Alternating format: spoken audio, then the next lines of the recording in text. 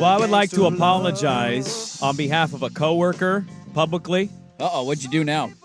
I put something in a coworker's head, and this is my fault because I asked at the end of the first segment about Trevor Bauer.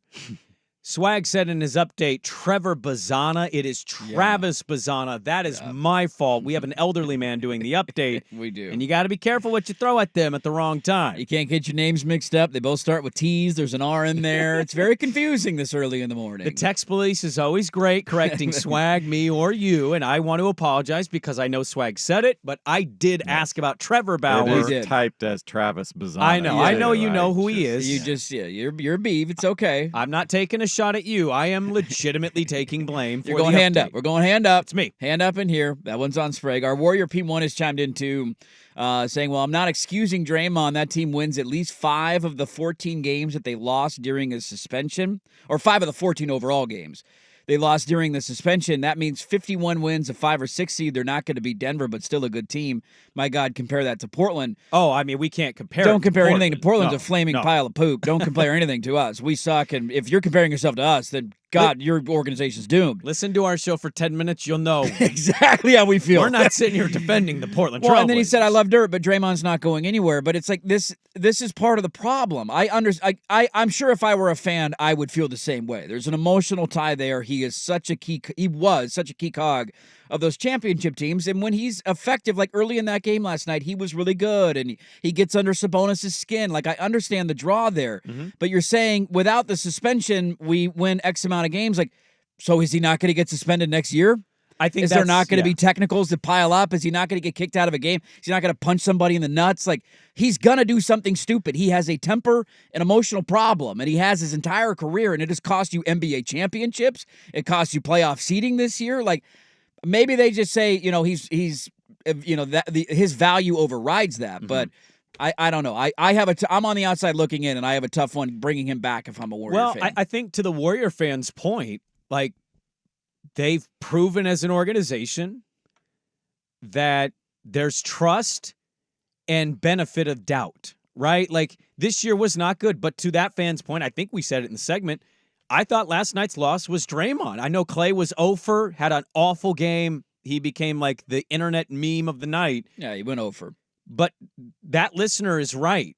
Draymond cannot be suspended for that many games. If he's not, they are in the playoffs. They're not doing this play-in business in the 9-10 matchup. They're more likely a 6 or a 5, or they're somewhere in that kind of range with the Clippers, the Mavs, the Suns.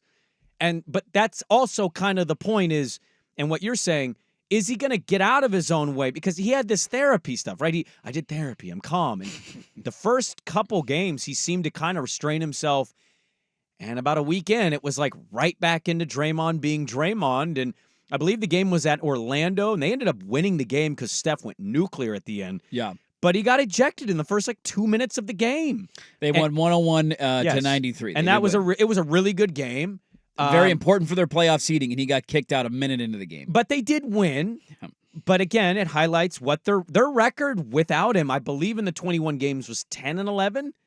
And their record with him significantly over 500. He makes them better. Yes, he does. And that's where I think you saw it from Steph this year, was just like rolling his eyes going, oh my God, stop, man. We need you on the floor. We need you. And he asked Clay this on his pod about like, hey, how do you really feel about me getting ejected? Clay's like, we get frustrated because we need you. Yep. You're important to us. Your defense, the way you set the tone, the way you set screens, your passing, there's a million things that you do to impact the game. We just can't rely on you. But this organization has earned a lot of benefit, but I also think there's a portion of that fan base, probably not that person, but there is a portion of that fan base that is kind of wondering, Mike Dunleavy Jr., are you going to figure this out?